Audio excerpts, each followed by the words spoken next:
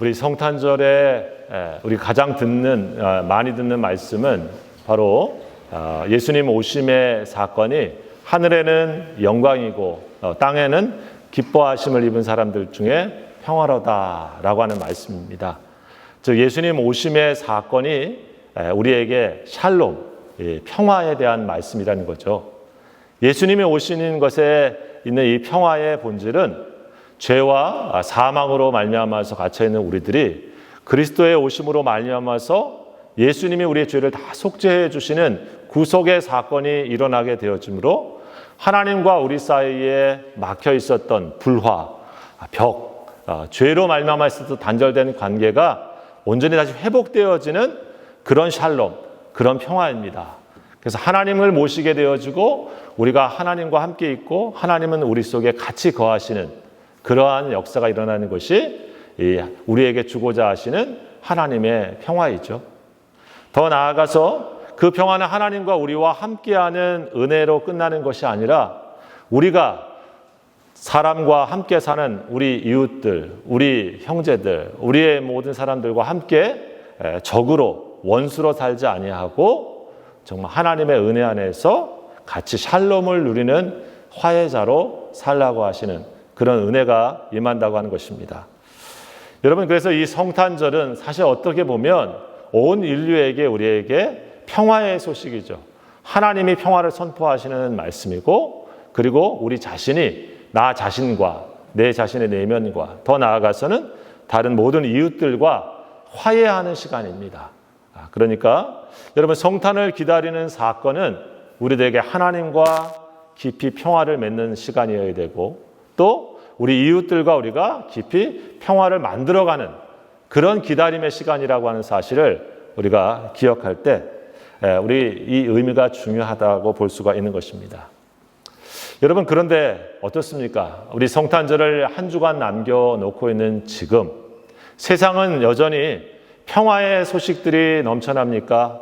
아니면 반대로 싸움과 전쟁의 소리가 더 셉니까? 우리 해마다 사실 성탄절을 맞이하면서 축제도 있고 기쁨도 있는 것 같지만은 여전히 예수님 오신 이후에 지금 2000년이 넘는 역사를 우리가 살아가고 있으면서도 불구하고 수많은 문명이 발달되어 있고 기술이 굉장히 뛰어나게 또 좋아진 세상을 살고 있지만은 여전히 우리는 인간과 인간들이 싸우고 있고요. 전쟁의 소문들이 계속해서 살아가고 있는 그런 삶의 자리에 있습니다. 여러분, 21세기를 맞이하면서 우리는 어쩌면 이런 큰 전쟁들이 더 이상은 없겠지, 없어야지 이렇게 살고 있지만은 여러분, 우리가 올 한 해 지금 경험하고 있는 것이 세계 한복판에 계속해서 우리 우크라이나 땅에 전쟁이 있는 얘기를 우리는 계속 듣고 어쩌면 그 전쟁이 마치 일상인 것처럼 어제도 있었던 것처럼 그리고 오늘도 있고 내일도 있을 거야 하는 것처럼 무감각해질 정도로 사실은 전쟁에 대한 얘기가 우리 주변에 계속해지고 있습니다. 하지만 여러분, 전쟁만큼 우리에게 평화에 반대되는 말이 없고요. 사실은 인간이 왜 죄인인가라고 하는 것을 생각해 보는 가장 중요한 증거가 여전히 싸우고 있는 인간의 모습, 전쟁에 있습니다. 정당한 명분이 있고 또 저마다의 자기의 목소리가 있지만 생명을 정당한 이유로 다 해할 수 있는 것처럼 포장하는 전쟁 놀이야말로 인간이 가장 악하다고 하는 것을 여전히 보여주고 있는 우리 인류의 모습이라고 말할 수밖에 없는 거죠. 여러분, 우리는 지금 전쟁의 한복판에 있지 않으니까 이런 얘기를 쉽게 할 수 있겠지만 막상 전쟁을 겪어보시면서 살아셨던 우리 앞선 세대들 혹은 또 전쟁의 지금 한복판에서 고통하고 있는 사람들의 입장에서 보게 되어지면 여러분, 사실은 이 전쟁이라고 하는 소식 또 이 전쟁이라고 하는 사건은 우리들에게 가장 큰 두려움 혹은 고통 또 우리들에게 아픔을 주는 그런 시간일 수밖에 없습니다. 이 다니엘서가 지금 10장부터 보고 있는 내용이 뭐냐면 다니엘이 비전을 보죠. 환상을 봅니다. 우리 또 다른 영어 성경으로 보면 하나님의 계시, 하나님의 앞에 행하실 일들을 예언자 다니엘을 통해서 보여주시는데 그 내용이 뭐냐면 전쟁에 대한 얘기예요. 오늘 10장 1절의 처음 얘기죠. 바사왕 고레스 제3년에 한 일이 벨드사달이라 이름한 다니엘에게 나타났는데 그 일이 참되니 곧 큰 전쟁에 관한 것이라.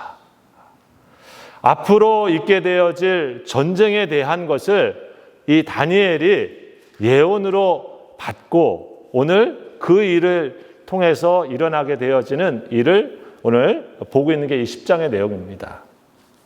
큰 전쟁에 대한 환상을 보는데 페르시아 왕 고레스 시대 3년에 하나님께서 히데겔 강가에서 이 다니엘에게 보여주신 것인데 히데겔은 지금으로 말하면 티그리스 강, 유프라테스 강이 있죠. 또 티그리스 강이 있죠. 그래서 두 강이 합쳐져서 흘러서 페르시아만으로 흘러갑니다. 그래서 그 두 강 사이라고 하는 뜻이 우리가 말하는 메소포타미아라고 하는 뜻이어서 그 메소포타미아 문명이 일어난 곳이 우리가 아는 그 지역이죠. 근데 그 티그리스 강 거기 강가에서 지금 이 다니엘이 하나님의 환상을 봤는데 그것이 바로 앞으로 일어날 큰 전쟁에 대한 환상입니다. 그 전쟁에 대한 환상은 앞으로 300년, 400년 후에까지 이루어질 그러한 이스라엘 나라 중심에 있는 그러한 주변의 전쟁의 상황인데 지금 페르시아 왕국의 역사가 거기에서 끝나는 것이 아니라 앞으로 그것이 또 전쟁을 치르게 되어지면서 뒤이어 헬라 시대라고 하는 헬라 왕국, 알렉산더 대왕으로부터 시작되어지는 그 헬라 왕국의 역사가 또 있게 되어지면서 그 속에 이스라엘은 또 전쟁의 소용돌이 속에서 이 팔레스타인 땅은 여전히 있을 것임을, 예루살렘은 거기에 계속 있을 것임을 다니엘은 지금 보고 있는 거죠. 심지어 거기서 끝나는 것이 아니라 조금 더 구체적인 역사를 11장에 나오게 되어지는데 북방이라고 하는 시리아에 있는 셀루쿠스 왕조의 공격과 또 남쪽에 있는 이집트의 프톨레미 왕조, 이집트의 왕조의 이름이죠. 서로 남과 북에 서로 있는 오고 가면서 싸우는 거기 지역 중간에 있는 이 예루살렘, 거기가 전쟁터가 계속 되어지면서 있게 될 앞으로의 전쟁의 역사를 본 거예요. 여러분 중에 만약 다니엘과 같이 이런 예언을 한번 보고 이런 환상을 하나님의 앞에 행하실 것을 보았다고 한번 생각해 보십시오. 어떠셨겠습니까? 놀라지 않겠습니까? 사실 지금 가장 큰 전쟁의 이런 환상을 본다고 하면 그것은 그 중에 하나가 될 것은 바로 우리 한반도, 우리 대한민국의 모습이 아닐까 우리 생각을 해보게 됩니다. 큰 전쟁이 일어난다고 하면 여러분 우리 대한민국의 전쟁이 일어나도 크게 이상하지 않을 정도로 우리는 매일 뉴스에서 전쟁이 계속해서 날 수 있는 어려운 환경의 얘기를 계속 듣지 않습니까? 이번 주에 뉴스에 나온 것처럼 북한은 신형 대륙간 탄도미사일 고체 연료 엔진을 갖다가 다 개발했다. 이런 뉴스가 이번 주에 나왔죠. 어제 오늘의 뉴스에는 중거리 탄도미사일을 또 두 발 쏴서 이미 그런 것들을 계속 완성시키고 있다라고 하는 뉴스가 이번 주 뉴스입니다. 여러분 그뿐입니까? 또 한 번 나온 뉴스에는 우리 옆에 있는 일본 정부가 국가안보전략을 개정해서 적 기지에 대해서 반격 능력을 보유하는 것을 공식화했다라고 하는 얘기입니다.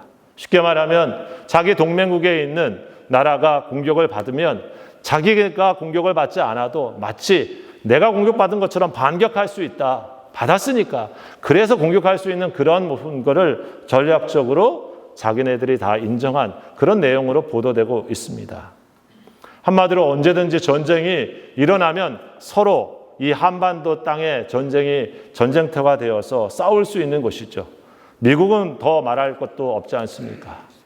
그런 의미에서 보면 여러분 지금 우리는 마치 다니엘이 환상을 통해서 예루살렘으로 중심을 통해서 이루어질 앞으로 시대의 전쟁의 역사가 있을 것을 두려움 가운데 봤던 것처럼 우리는 그런 놀라운 환상이나 그런 계시를 보고 있지는 않지만은 우리가 매일 접하고 있는 뉴스와 사건을 통해서 어쩌면 앞으로 전쟁이 일어난다고 하면 여기에 일어날 수 있겠구나 하는 생각을 우리가 지울 수가 없습니다.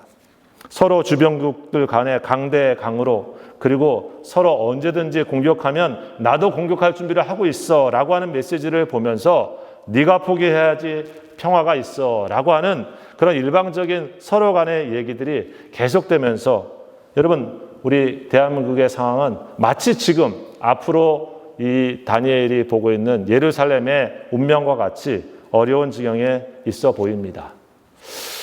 여러분 이러한 전쟁에 대한 소식을 듣고 있었던 다니엘의 마음 그리고 믿음의 사람들의 자리는 어떠해야 되는 것입니까? 그 전쟁의 소용돌이 속에서 여전히 하나님이 살아계시고 역사를 주관하시지만 그 역사의 소용돌이 속에서 깊은 전쟁의 고통을 당할 민족, 파괴될 예루살렘의 상황, 황폐화될 자신의 민족의 미래를 가슴에 안고 그 모든 비전을 바라보고 있는 다니엘의 마음은 기도할 수밖에 없었던 것이죠.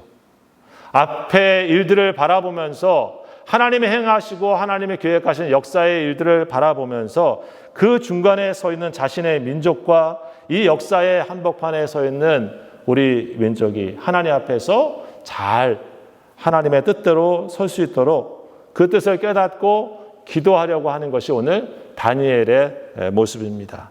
그래서 오늘 다니엘이 여기 2절 3절에 무슨 일을 하냐면 새 이래 동안 슬퍼하며 기도하기 시작합니다. 하나님의 말씀을 받아보니까 그 말씀이 내 창자가 찢어지고 가슴이 아프고 심장이 뛰는 그런 말씀이에요. 그래서 기도하지 않을 수가 없는 것입니다. 그래서 21일 동안 새 이래라고 하는 것은 21일입니다. 지난주에 한번 설명해 준 것처럼 이래라고 하는 것은 위크, 주라고 하는 뜻으로 해석되기도 하고 연으로 해석되기도 하는데 71일을 할 때 그것은 연으로 해석하는 성경의 학자들의 얘기를 말씀을 드렸습니다. 여기 새 일이라고 하는 것은 다니엘이 이것을 생각하고 그 3주 동안 21일 동안 금식하여 기도했다라고 하는 그런 말씀이에요. 자, 문제는 여러분 이 기도 가운데 한 내용은 다른 것이 아닙니다. 즉 이스라엘의 백성들이 어떻게 될 것인가, 마지막 날에 이 전쟁이 어떻게 될 것인가 하면서 기도하게 되는 것입니다. 여러분 이런 기도의 모습 속에서 문제가 생깁니다. 오늘 성경에 보니까 이 기도 가운데 기도가 금방 응답되어진 것이 아니라 21일이라고 하는 시간이 걸리고 있습니다. 왜 그런가 봤더니 오늘 말씀에 보니까 또 다른 영적인 문제가 있습니다. 우리 여기 읽으신 13절에 말이죠. 천사가 와서 말했습니다. 네가 기도를 시작할 때 하나님의 뜻을 깨닫기 위해서 겸비해서 기도를 시작할 때 사실 너의 기도는 벌써 응답됐다. 하나님은 예스 하고 하나님의 뜻이 벌써 전달됐다. 근데 그것이 너한테까지 지금 오는데 시간이 걸린 이유는 이 하나님의 뜻이 이루어지고 하나님의 말씀이 전달되는데 방해하는 영적인 일이 있었다고 하는 것입니다. 영적인 방해 세력이 있었다고 말씀하고 있습니다. 그게 13절 말씀이죠. 우리 13절 말씀을 같이 한번 읽어보겠습니다. 시작. 그런데 바사 왕국의 군주가 21일 동안 나를 막았으므로 내가 거기 바사 왕국의 왕들과 함께 머물러 있더니 가장 높은 군주 중 하나인 미카엘이 와서 나를 도와주므로 그랬습니다. 무슨 얘기냐면 페르시아 왕국의 군주가 21일 동안 나를 막았다. 이 나라고 하는 것은 우리 앞에 10절 이하에 이렇게 나오고 있는데 하나님의 뜻을 전하고 있는 그러한 천사입니다. 우리가 앞에 가브리엘 천사, 여기 이름이 나와 있지 않지만 가브리엘 천사로 이해할 수 있는데 그 하나님의 뜻을 전하려고 왔는데 이 바사 왕국의 군주가 21일 동안 나를 막아가지고 내가 거기에 머물 수밖에 없었다. 시간이 지체될 수밖에 없었다. 이런 얘기를 하고 있습니다. 여기 군주라고 하는 말은 이 군이라고 하는 것은 여러분 우리 그 프린스, 대원군 하고 왕의 아들을 할 때 이 군자를 쓰지 않습니까? 그런 의미인데 그냥 사람 어떤 페르시아 왕의 이제 왕자를 의미하는 게 아니고요. 이 히브리어 샤르라고 하는 이 말인데 이것은 우두머리 혹은 또 군주 제1인자 그리고 신약 성경에 보면 공중 권세 잡은 자 이것을 가리키는 그런 말입니다. 그래서 즉 이 말씀은 뒤에도 계속 나오겠지만 무슨 얘기를 하고 있냐면 세상의 전쟁의 역사가 지금 페르시아 왕국이 또 뜨고 헬라 왕국이 또 다시 일어나고 그 다음에 남방과 북방에 있는 전쟁들이 일어나는데 그냥 단순하게 세상의 전쟁만 일어나고 있는 것이 아니라 보이지 않는 영적인 세계의 영적 세력과의 싸움도 동시에 있다라고 하는 것을 말해주고 있는 말씀이에요. 그래서 하나님의 뜻이 전달되어지는데 이 페르시아의 그 땅을 지배하고 있는 악한 영, 군주같이 거기 지배하고 있는 담당하고 있는 악한 영의 방해를 받아가지고 이 뜻이 빨리 전달되지 못하고 누가 왔냐면 군주 중 하나인 천사장의 마치 왕자와 같은 하나인 미카엘이 와서 나를 도와줘서 지금 기도가 응답됐다. 이 얘기를 하고 있는 것입니다. 즉 여러분 이 말씀은 우리들에게 뭘 얘기를 해주고 있냐면 이 세상의 악한 전쟁 뒤에 인간의 역사 속에 또 다른 세계인 악한 영적인 세계가 분명히 있다라고 하는 사실을 말씀해주고 있는 것이고 하나님의 역사 속에 그것을 대항하고 있는 악한 영의 역사가 세상에 반드시 있다라고 하는 것을 말해주고 있는 것입니다. 여러분 그래서 뭘 해야 되냐면 전쟁이 안 나도록 해야 되고 전쟁이 나면 싸우기도 해야 되지만은 우리가 봐야 될 또 다른 영적인 관점은 뭐냐면 전쟁 뒤에 사람의 마음을 조종하고 사람의 생각에 영향을 줘서 악한 영의 역사, 싸움과 다툼과 그리고 분쟁이 일어나도록 하는 악한 영의 역사를 끊어버리고 또 그 악한 영을 대적해야 되는 영적인 싸움이 성도에게 있다고 하는 사실을 보여주고 있는 것입니다. 여러분, 그러니까 세상의 역사의 사람들은 인류의 역사를 인간의 역사로만 보지만 성경은 인간의 역사 뒤에 영적인 역사가 같이 흘러가고 있다고 하는 것을 말씀해주고 있습니다. 즉 뒤에 나오겠지만은 각 시대와 각 지역을 담당하고 있는 사탄이 죄의 우두머리라고 하면 그 시대와 그 지역들을 담당하고 있는 악한 영이 있다고 하는 거예요. 우리 천사론으로 보면 하나님의 군대의 선한 천사 미카엘을 중심으로 하나님의 성도들을 섬기는 천사도 있지만 악한 영의 졸개인 귀신의 역사도 세상에는 있다. 그 성경이 우리에게 말씀해주고 있는 것입니다. 그렇다고 해가지고 믿는 사람이 귀신이 있어? 무섭네? 이렇게 할 필요는 없습니다. 성도를 함부로 건들 수도 없고 그리고 인간을 마음대로 조장한다고 해서 그 귀신이 인간이 자신의 이성과 자신의 삶에서 허용하지도 않는데 마음대로 막 조종하는 그런 로봇 같은 그런 역할을 하지는 않으니까요. 하지만 악한 영은 우리의 욕심과 또 우리의 이성과 우리의 다른 많은 것들을 유혹해서 우리로 하여금 계속해서 우리 욕심을 따라서 악을 행하도록 우리 가운데 역사한다고 하는 것은 분명합니다. 그래서 우리가 시대와 지역에 강한 지배력을 갖고 있는 악한 영의 역사 속에 직면해 있고 우리가 시대가 악해갈수록 전쟁의 역사가 있을수록 뭘 기억해야 되냐면 전쟁의 뒤에 악한 영의 역사가 있구나라고 하는 것을 기억하고 성도가 하나님 앞에서 기도로 그 일을 준비해야 된다고 하는 것을 말씀해주고 있습니다. 여러분, 사도 바울은 에베소서 6장 12절에 말씀했죠. 우리의 씨름은 혈과 육에 대한 것이 아니요 정사와 권세와 이 어두움의 세상 주관자들과 하늘에 있는 악의 영들에게 대함이라. 하늘에 있는 악의 영들에 대함이라. 여러분, 예수님이 이 땅에 오실 때에 헤롯 왕이 예수님 태어나시는 것을 듣고 경배하러 간다고 했다가 그 소식을 들은 다음에 베들레헴이라는 것을 알고 어떻게 했습니까? 거기에 있는 그 시대에 태어난 애들을 다 죽여버렸잖아요. 다 죽여라. 누가 예수인지 모르니까 다 죽여라. 천사를 통해서 이 요셉에게 하나님께서 이 헤롯이 할 일을 알고 피하도록 하신 것을 성경에 기록하고 있습니다. 여러분, 헤롯이 그렇게 악한 일을 하는 것을 헤롯이 원래 악했으니까 한 것으로만 우리는 이해할 수 있겠지만 사실 그 뒤에 보면 하나님의 구원의 역사를 씨를 말려버리려고 하는 악한 사탄의 역사가 뒤에서 영향인 겁니다. 자신의 권자와 자신의 권력과 자신의 기득권을 유지하려고 하는 헤롯 왕의 그 이기심과 욕심에 다른 사람을 다 죽여도 자기의 왕권을 갖다가 유지하면 된다고 하는 그 악한 생각은 그건 하나님의 생각과 반대되는 악한 영의 역사인 거죠. 지금도 마찬가지입니다.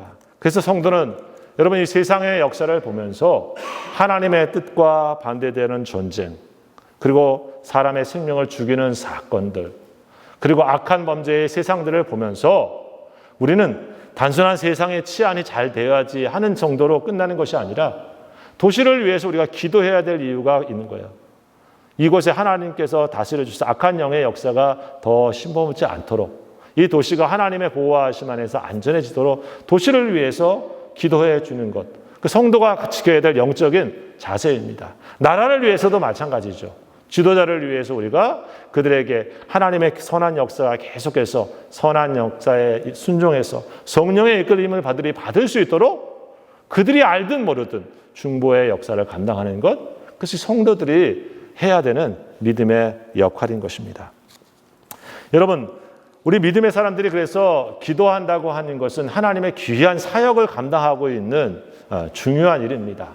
우리 연세에 있는 분들이 가끔 나는 이제 힘도 별로 없으시고 뭐 내가 큰 교회 봉사도 많이 못 하시는데 이런 말을 하실 때가 있지 않습니까? 하지만 그런 육체의 힘은 좀 사람이 더 연세가 드시면 약해지지만 오늘 다니엘이 80세가 넘어가고 할수록 더 시대를 분별하면서 하나님의 편에 서서 그 시대를 위해서, 자기 민족을 위해서, 공동체를 위해서 기도하고 있는 이 사역이야말로 사실은 깨어있는 믿음의 사람들이 감당하는 중요한 사역입니다. 그래서 우리 교회의 영적인 우리 권사님들, 연세 있는 우리 믿음의 식구들은 자신뿐만 아니라 우리 지체들을 위해서, 또 교회를 위해서, 목회자와 성도의 가정들을 위해서 기회가 되시는 대로 하나님의 인도하심이 있도록, 성령의 인도함을 늘 받는 삶이 될 수 있도록 중보하고 기도하는 삶이 대단한 귀한 사역이라고 하는 것을 잊지 마시고 귀한 마음을 가지고 이 기도의 사역을 우리 감당해야 될 줄 믿습니다. 여러분, 이런 귀한 기도의 사역을 감당하는 다니엘에게 어떤 축복이 오늘 나오고 있습니까? 오늘 그를 큰 은총을 받은 사람이다, 이렇게 말해주고 있어요. 은총이라고 하는 말은 하나님의 깊은 사랑, 깊은 값없이 주시는 은혜를 크게 받은 그런 사람이라고 하는 것이죠. 하나님 앞에서 이 시대의 문제를 가지고, 자신의 공동체의 문제를 가지고 기도하고 있는 이 다니엘을 큰 은총을 받은 사람이라고 말하면서 오늘 성경에 나와 있는데, 여러분, 다니엘은 어떤 큰 은총을 오늘 받고 있습니까? 말씀해 보니까 우리 첫 번째 그가 받은 큰 은총은 예수님, 우리 주님을 만나는 감격을 누린다고 하는 것입니다. 여러분, 5절 말씀이죠. 5절부터 6절에 쭉 나와 있는 말씀 제가 읽어보겠습니다. 그때에 내가 눈을 들어 바라본즉 한 사람이 세마포의 옷을 입었고 허리에는 우바스 순금들을 띠었더라. 또 그의 몸은 황옥 같고 그의 얼굴은 번갯빛 같고 그의 눈은 횃불 같고 그의 팔과 발은 빛난 놋과 같고 그의 말소리는 무리의 소리와 같더라. 누구를 보는 것이겠습니까? 주님의 현현, 주님의 임재 앞에 자신이 서는 그런 시간에 은총을 받은 겁니다. 여러분, 가장 큰 은총 중에 하나는 하나님의 임재 앞에 우리 자신이 설 수 있다고 하는 거예요. 하나님의 임재를 느낄 수 있는 그런 마음과 경험을 갖는다고 하는 것입니다. 오늘 다니엘은 직접적으로 이 예언자 다니엘은 그런 하나님의 임재를 본 겁니다. 세마포의 옷을 입었고 허리에는 우바스 순금, 어떤 지역이라고 알려져 있습니다. 우바스에서 나는 귀한 순금, 그 띠를 띠고 또 몸이 황옥과 같고 얼굴은 번갯빛 같은 이런 표현을 하고 있는데, 이 모습은 주님이 그의 기도 가운데 바로 나타나셨다라고 하는 사실입니다. 하나님 앞에 어떻게 보면 다니엘은 저 멀리 예루살렘 성전에서 옛날에 지성소에 임하셨던 그 하나님을 경험할 수가 없습니다. 왜? 지금 그 성전은 다 망가져 있고, 그리고 학계 선지자와 수르바벨 선지자가 다시 돌아가서 짓고 있는데 짓다가 지금 다 완성도 안 된 상태에서 다시 멈춘 상태로 얘기를 듣습니다. 자기가 거기 갈 수도 없습니다. 하지만 깨어있는 마음 가지고 하나님 앞에 기도하는, 바로 말씀을 붙잡고 기도하고 있는 이 다니엘에게 주님이 여기 계시다라고 하는 임마누엘의 모습으로 만나주시는 것입니다. 여러분, 예배의 본질이 뭡니까? 우리가 왜 주일마다 와서 이렇게 하나님 앞에서 우리의 마음을 집중하고 하나님을 주목합니까? 다른 것이 아니라 하나님이 우리와 여기 계시고 우리가 하나님을 뵈러 왔습니다라고 하는 모습으로 어디나 계시지만 오늘 이 시간 이 자리에 내 마음과 중심을 다해서 주님을 내가 다시 한번 뵙고 주님 앞에 내가 섭니다라고 하는 임마누엘의 의식으로 하나님 앞에 우리가 서 있는 것, 그것이 예배의 본질이 아니겠습니까? 내가 그분 앞에 서게 되어지면 오늘 다니엘과 같이 여러분 사실 우리는 아무것도 아닌 존재로 쓰러질 수밖에 없습니다. 우리가 뭐 하나님 앞에 자랑할 만한 것도 우리가 뭐 그렇게 내세울 만한 것도 아닌 하나님 앞에서 서 있는 한 존재라고 하는 사실을 깨닫게 되어지는 것이죠. 하나님을 성전에서 봤을 때 어이구 내가 이 하나님을 뵙다니 이런 영광스러운 일을 이렇게 말하지 않고요. 화로다 내가 망하게 되었도다 하면서 하나님 앞에서 떨고 떨었지 않습니까? 여러분 그것이 사실 늘 우리가 예배 자리에 서려고 하는 마음입니다. 어떤 한두 가지의 말씀에 우리가 은혜를 받을 수도 있고 감동을 받을 수도 있지만 더 중요한 것은 우리 자신의 중심을 하나님 앞에서 세우고자 해서 주님 앞에서 우리 마음이 경외하는 마음을 회복하는 것, 그리고 그분 앞에 내가 서 있다고 하는 마음으로 우리가 떠는 마음을 가질 수 있는 것, 그것이 바로 우리 하나님 앞에 서 있는 예배자의 마음이고 우리가 예배의 자리에 계속 우리 자신을 두려고 하는 모습이라고 믿습니다. 오늘 기도하는 이 다니엘은 바로 그런 예배자의 마음처럼 하나님께 기도했을 때 주님을 만나는 그런 은총을 누리고 있습니다. 우리 믿음의 사람들이 바로 그 마음을 가지고 하나님 앞에 기도할 때마다 하나님은 자신을 보여주실 것입니다. 하나님은 우리를 또 다른 모습으로 만나 주실 것입니다. 이 다니엘과 같이 직접 어떤 하나님의 현현을 혹시 만나지 못한다 할지라도 여러분 우리는 믿음으로 고백하지 않습니까? 우리 주님이 여기 계십니다. 주님이 나와 함께 계십니다. 주님이 우리 앞에 나의 기도를 듣고 계십니다. 여러분 그것이 바로 기도의 마음이고 우리 기도의 자세라고 믿습니다. 성탄은 주님이 우리들과 같이 계신다라고 하는 자기 자신을 보여주시는 직접적인 역사적인 사건입니다. 우리가 그 성탄을 기다리면서 있다고 하는 것은 바로 그런 임마누엘의 사건이 매일매일 나의 사건이 되어지고 내 삶에서 그런 주님을 내가 따르고 있다고 하는 믿음의 사건으로 우리가 고백하면서 드리는 절기가 아니겠습니까? 여러분 다니엘은 이런 주님을 만나는 주님이 자신을 보여주시는 은총을 기도 가운데 누렸습니다. 우리 성도들이 오늘 그런 기도의 마음을 더 깊이 다시 한번 회복하면서 이 하나님의 현현, 하나님의 자신을 보여주시는 축복을 누릴 수 있기를 주의 이름으로 축복합니다.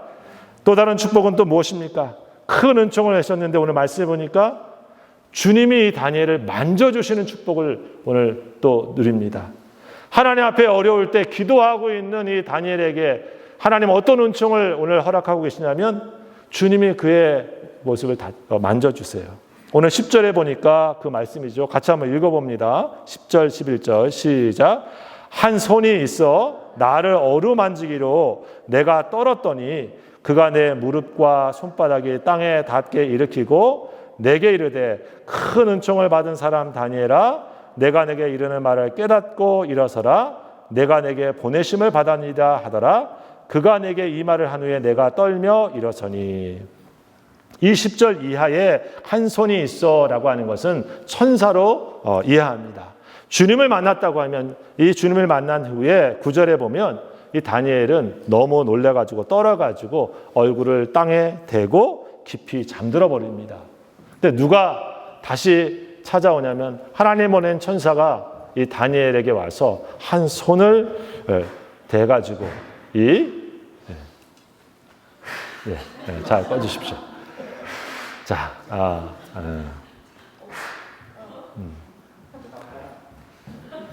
그래요. 네. 한 손을 하나님이 보낸 천사가 이렇게 대주시는 거예요. 그죠? 어루만지면서. 이 표현이 너무 좋지 않습니까? 어루만지면서. 예. 이 어루만지는 거 누가 합니까? 우리 어머니들이 우리 애들 다 아프고 그래도 그냥 이렇게 다 어루만지면서 배를 어루만져 주시면서 할머니 손은 약손, 뭐 엄마 손은 약손 이렇게 어루만지고 또 힘들고 어려울 때 이렇게 어루만지는 게 뭡니까? 위로해주고 격려해주고 힘을 줄 때 쓰는 말 아니에요, 그렇죠? 하나님 앞에 지금 기도하고 주님 앞에 시대의 아픔을 가지고 깨어있는 마음으로 살아가는 그가 하나님의 역사를 보니까 감당할 수 없는 슬픔과 아픔과 고통이 교차하면서 쓰러져 버렸어요. 그런데 그에게 와서 하나님께서 천사를 보내서 그를 어루만져 주시면서 무릎과 손바닥에 땅에서 일으켜 주시는 모습이 말씀이에요. 여러분 16절에 보면 우리가 읽지는 않았지만 인자와 같은 이가 있어 내 입술을 만지니라 라고 있습니다. 왜냐하면 15절에 말문이 막혀가지고 말이 안 나와. 그래가지고 인자 같은 이가 또 하나님이 보내신 천사와 같은 이가 와서 이 다니엘의 입술을 만져줍니다. 하나님이 우리를 만져주신다. 그거 얼마나 큰 축복입니까? 이 같은 큰 은총이 어디 있습니까? 근데 나는 왜 뭐 하나님 안 만져주시지? 이런 분들 성도들이 계실까 싶습니다. 여러분, 하나님이 다니엘에게 이렇게 천사를 통해서 만나주시는 경험, 우리가 기도 가운데 특별히 이런 신비한 은혜를 누리시는 분도 있을 겁니다. 하지만 대부분의 경우는 어떻습니까? 우리가 힘들고 주님의 뜻을 따르고 살아가려고 할 때 지치고 어릴 때 믿음의 지체들 가운데는 하나님께서는 천사와 같은 우리 또 다른 권사님, 우리 장로님, 혹은 우리 목사님, 우리 사모님 이런 분 통해서 여러분에게 찾아오셔서 힘내, 괜찮아, 같이 기도할게. 여러분의 마음과 심령에 용기를 주고 또 위로해 주고 같이 어루만지면서 함께 같이 기도해 주시는 그 모습이 오늘 이 다니엘에게 보냈던 천사와 같은 그런 역할이 아니겠습니까? 모든 이들에게 하나님께서 개인적으로 천사를 통해서 우리를 만져주시기도 하고 우리의 입술을 또 다 회복시켜 주시기도 하고 일으켜 주시기도 하지만 많은 경우는 우리 믿음의 공동체에 있는 지체들에게 바로 그러한 역할로 주님의 이름으로 다른 이들을 세워지도록 우리에게 역사하고 계십니다. 여러분 그래서 믿음 생활하시면서 지금껏 많은 이들을 주님의 이름으로 어루만지며 세운 그런 많은 일들을 하신 분들이 계시죠. 또 그런 일들을 여러분 경험하시면서 우리가 신앙생활에서 절망과 혹은 낙담할 때 일어나고 다시 일어나가지고 여기에 앉아있는 우리 성도들이 대부분 아니십니까? 여러분 하나님께서는 특별하게 우리가 기도할 때에 더 우리들에게 주님의 만지심과 이루하심으로 힘을 주시는 것을 우리가 경험할 수가 있습니다. 오늘 다니엘도 그런 축복이에요.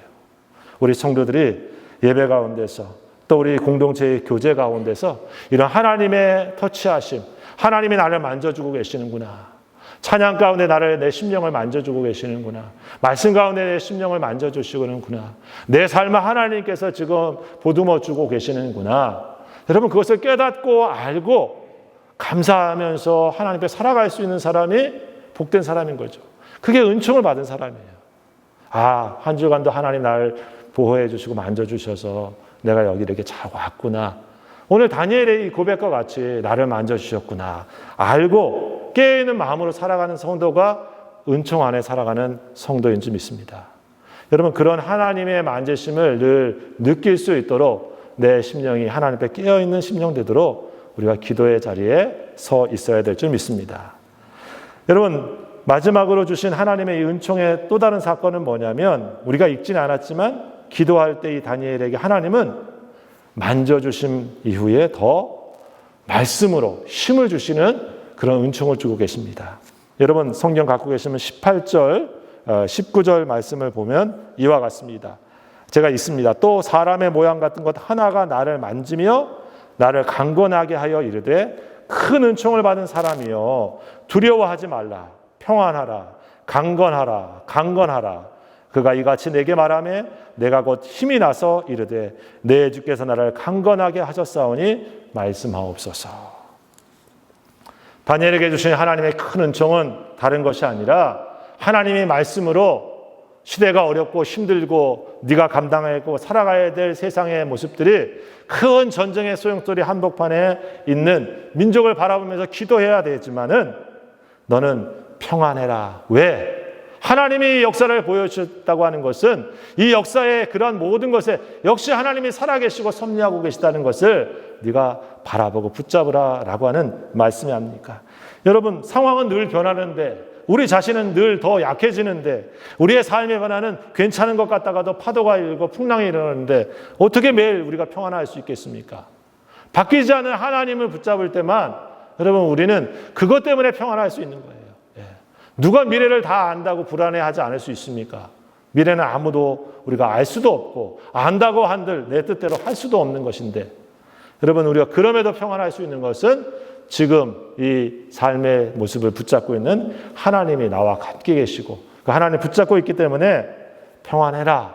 주님이 말씀하시니까 주님이 평안하라 라고 했는데 내가 걱정하는 것은 교만한 것이죠. 주님이 그래서 다시 다니엘에게 말합니다. 강건해라. 강건해라. 주님이 계시니까. 여러분 앞으로 일어날 일은 전쟁입니다. 10왕들이 싸우게 되어집니다. 헬라 왕이 일어나고 바사 왕국이 멸망하고 이집트 왕이 또 올라오고 시리아에 있는 왕이 와서 예루살렘의 거룩한 땅 영화로운 땅에 침범해서 거기에 쑥대밭이 되어지고 하는 땅을 다 받는데도 불구하고 너는 강건해라. 왜 그렇습니까? 하나님께서 주신 사명을 감당해야 되니까. 하나님이 이 시대 가운데 이 뜻을 전해서 여전히 시대가 그 가운데 있어도 주님이 역사를 주관하고 계시고 마지막 전쟁이 있다 할지라도 그 전쟁의 승리자는 하나님이시니까 주님이 승리하신 분이시니까 두려워하지 말고 담대하고 강건해라 말씀해주고 있습니다. 여러분 다니엘서는 그 400년 후에 일어날 일들을 다니엘을 통해 보여주시지만 더 나아가 12장의 마지막 전쟁까지 보여주시지만 그 끝은 주님이 승리하신다라고 하는 말씀입니다. 우리 믿음의 사람들도 마찬가지일 줄 압니다. 우리가 받아야 되는 큰 은총은 기도하면서 다시금 우리에게 내가 있다 평안해라. 내가 너와 함께하고 있으니 강건해라. 내가 이 역사를 주관하고 있다. 힘을 내라 라고 하시는 하나님의 말씀인 줄 압니다. 우리는 말씀을 우리 마음속에 간직할 때 힘이 납니다.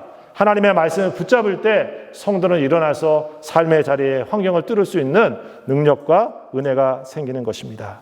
우리 사랑하는 귀한 성도 여러분, 큰 은총을 받은 다니엘처럼 우리들도 시대의 역사를 다시 한번 보면서도 기도하면서 사명을 감당하고 하나님의 이 은총의 사건들을 경험하시면서 하나님의 큰 축복을 누리시는 우리 성도들 다 되시기를 우리 주의 이름으로 축원합니다. 기도합시다. 하나님 감사드립니다. 다니엘의 시대의 아픔과 역사를 하나님의 환상 가운데 계시 가운데 바라보면서 그가 할 수 있었던 것은 하나님의 뜻을 붙잡고 하나님 앞에 서며 기도하는 기도의 자로 서는 것인 줄 보여줍니다. 아버지 하나님, 시므온과 안나가 성전에서 하나님의 구원을 사모하며 기다리며 기도하며 주의 역사를 늘 깨어있는 마음으로 서 있었던 것처럼 오늘 우리들도 매일매일 다시 한번 우리의 영적인 상태를 점검하면서 하나님의 큰 은총을 경험하는 이 축복의 대강들이 다 될 수 있도록 우리 모두를 축복해 주옵소서. 예수님의 이름으로 감사하며 기도하옵나이다. 아멘. 이 한 주간도 큰 하나님의 은총 가운데 사시는 우리 성도님 되시기를 주의 이름으로 축복합니다. 이제는 우리 주 예수 그리스도의 은혜와 우리 아버지 하나님의 무한하신 사랑하심과 성령의 역사하시며 교통하시며 충만케 하시며 예수 오심을 마음 다하여 준비하도록 은혜 주심이 오늘 하나님 앞에 예배하고 세상으로 나아가는 우리 성도들 머리 위에와 저들의 가정 위에 그리고 피 흘려 사신 몸된 교회 위에 지금부터 영원토록 함께 하옵시기를 간절히 축원하옵나이다. 아멘.